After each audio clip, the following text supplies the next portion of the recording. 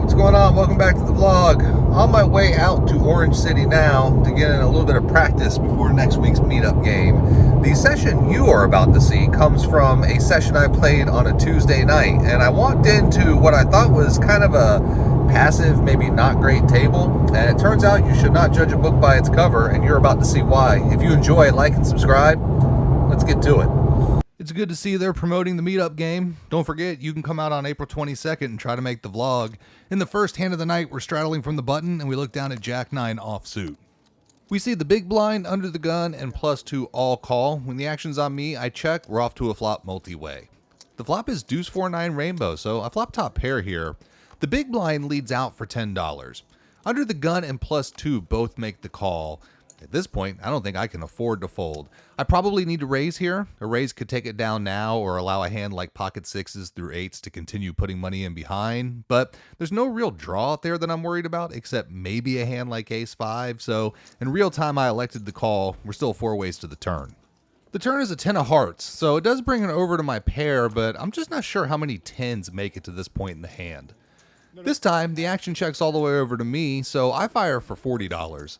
It's on the big blind, and he calls, and it appears to be an all-in call. Everybody else folds, so we'll see a river. The river's an 8 of spades, and the big blind says, I hit it. And that's when I notice he still has about $35 behind. The dealer then thinks he's shoving all in, but then he checks. Slightly confused, I just check behind, and the big blind rolls over king-jack offsuit for the river straight. So he led the flop with no pair, 2 overs, and only a backdoor draw. Then he called a bet for 60% of his chips on the turn instead of just jamming. Then he gets there on the river and he checks? Donkey! Confusing start to the day. The very next hand, there's another button straddle. I'm in the cutoff with king-jack offsuit. Once again, we see 3 callers, so when the action gets to me, I bump it up to $35. It probably looks a little tilted after that last hand, especially because I sized up so big. We see a call from the button straddler. It folds around to the hijack who also calls, so we'll go to a flop 3 ways. The flop is queen 4 deuce, so I've whiffed here. The hijack checks, I check, and I'm happy to see the button check behind. The turn is an 8 of diamonds, so it's not getting any better. The hijack checks again, I check, kind of ready to give up, but once again the button checks behind. The river is a king of spades, so we've river top pair. It checks to me a 3rd time, and I'm almost 100% sure I'm best here. I only have $72 behind, so I quickly rip it. Is the 6 card gonna come out?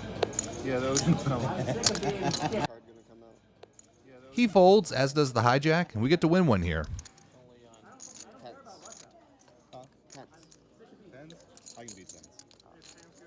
We're under the gun this time, and we look down at Ace-5 of spades. Ace-5 suited is one of those hands I'm still trying to figure out how to play, but I think the correct play is to raise, so I open for $10. It folds to a late position player who calls. We also see calls from both blinds, so we're off to a flop 4 ways. The flop is deuce 3-4 rainbow. I flop the wheel. It checks to me, and I decide to be a little bit sneaky here, and I check, and I'm rewarded when late position bets $20. It's back on the small blind, who then flats. On to the big blind now, and he also calls. So it's on me, and I think for a minute. It's a rainbow board, so there's no flush draw to worry about. While a 5 is probably the absolute worst card that could come out, there's only 3 of those left, and I'm not too worried about any other cards, so I elect to just flat. We're still 4 ways to the turn. The turn is a 9 of hearts, so now it brings in a heart draw. It checks to me, and now it's time to go for some value, so I fire for $60. I could go bigger here, but again, I'm not really scared of very many cards, so I don't mind heading multi-way to this river. It's on late position, and he jams all in for 61 total. That's my fault. I should have recognized he only had 61 and bet that rather than leaving $1 behind. That was stupid. It's over to the small blind, and he flats once again. Action on the big blind, and he takes his time. He has this look on his face like he can't afford to fold here, and he's probably right. So he ends up making the call. When the action gets back to me, all I can do is call or fold, so I toss in $1 more. We're 4 ways to the river with 1 all in. The river's an 8 of diamonds. It's a great card as it completes nothing. It checks to me, and I'm confident I have the best of it here, so I shove for my last $98. It's on the small blind, and he looks like he's in a tough spot. I'm hoping if he calls, then the big blind's going to feel priced in. The small blind thinks about his decision, and he eventually does make the call. Unfortunately, the big blind folds. I roll it over, late position shows pocket sixes, and early position shows 2-4 for 2 pair. I don't think that hand could have worked out any better, and I'm happy to drag a big one my way. This game's easy when you flop it. Ace-5 from under the gun worked last hand, so let's try it again, this time the offsuit variety. Once again, I open for $10. We see 2 players call, so we're 3 ways to a flop. The flop is King 9-5 rainbow, so I flop bottom pair. I check, and it checks all the way to the cutoff, who puts a bet out of $10. I only have bottom pair, but I do have a piece of it, so I call looking to try to take it away maybe on the turn. We see a call out of the hijack as well, so we're still 3 ways to the turn. The turn's a 5 of clubs, so we've made a very sneaky 3 of a kind here. I check, the hijack also checks, and the cutoff bets again, this time for $30. It's on me, and I ask what he has behind. It's about 130, and the hijack has about 165-ish. So I'm going to raise, but I need a good size that can keep the hijack interested without scaring him off. So I decide to raise to $100. It's on the hijack, but the cutoff begins to assemble his chips to shove. Hold on. Don't show. Relax. Well, that's great. I'm pretty sure that just killed my action. If the hijack has something like an overpair, he can't feel great about a bet, then a raise, and then a potential re-raise. He eventually does let it go. The cutoff jams, and obviously I call. The river is a 6 of spades, and I'm expecting to see a king here or maybe even aces, but my opponent actually shows 5-4 offsuit for a worse trips. The cutoff said he had pocket 10, so I do stack the button, but the cutoff was definitely interested there. We're straddling from the button when we wake up with ace-king offsuit. It folds to the big blind who makes the call, then under the gun calls. It folds all the way back around to me, and I punish the limpers and I raise to $15. They both make the call, so we're off to a flop in position 3 ways. The flop is king 10-7 with 2 hearts, so we have top pair. It checks to me, and I continue for $40. I'm looking to charge a heart draw. The big blind has called withdrawals all afternoon, so I'm expecting him to get it in there, but he actually folds. But under the gun does call, so we're heads up. The turn is a 2 of hearts, and it brings in the flush. My opponent checks, and while I could definitely bet and try to represent the flush, I have to just slow down and check behind. The river is a gross card. It's the 6 of hearts, so now it puts 4 hearts out there.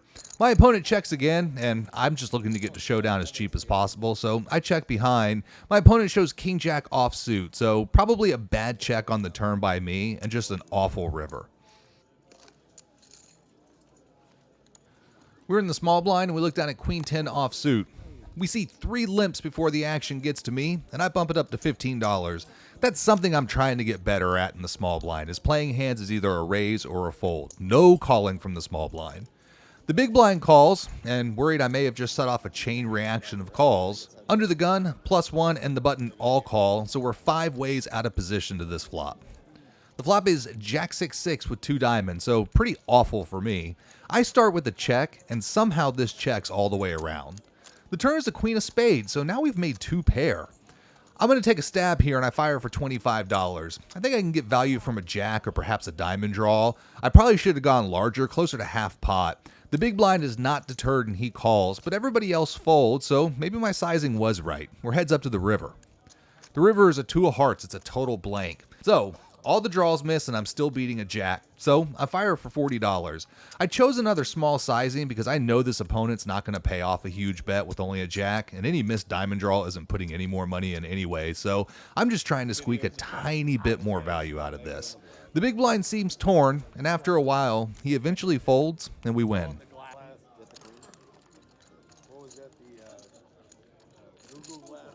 We win another small pot here with pocket kings when the flop is queen high. We put out a c-bet, no one calls, so we drag some more chips. Before we get to the final hand of the night, we're 4-handed, we're under the gun, and once again we look down at ace-king offsuit. Being that we're 4-handed, I'm going to size down on my raise a little bit, and I open for $7. It folds to the small blind, who then min-clicks it to $14. We then see a call from the big blind, so it's back on me, and I could just call and play this hand. Being short-handed, I'm almost positive that I have the best hand here, and calling is not how you build a stack, so I re-raise to $57. I'm thinking if I can get the small blind to call here, then the big blind's probably going to come along too, and we can play for a big pot. The small blind goes into the tank, and eventually he comes to a fold, which I honestly didn't expect.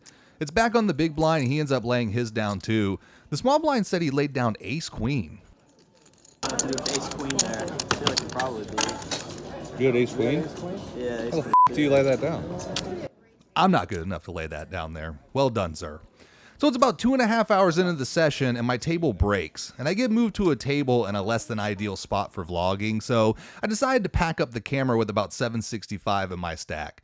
It's also worth noting that when you sit down at a $200 max buy-in game with $750, people notice, and I could feel everyone sizing me up at the table, so it's probably more important I just focus on playing instead of vlogging. Nothing super eventful happened other than me getting 4-bet 2 hands in a row, but it was really just a bunch of tiny pots. The table really started to die after about a half an hour, so feeling that the action had dried up, I decided to rack up and call it a night. So I think I figured it out. If you look good and you run good, book a good win. Flawless. Now I see why Roy always dresses up. Man, tonight felt easy. I really don't feel like I did anything special or worked that hard, but happy to book a really good win. In for 200, out for 865. If you enjoy, like and subscribe. We'll see you next time. If you enjoyed this video, please make sure to drop a like and subscribe to the channel for more poker content. And you can follow me on Instagram at 7cardflushpoker.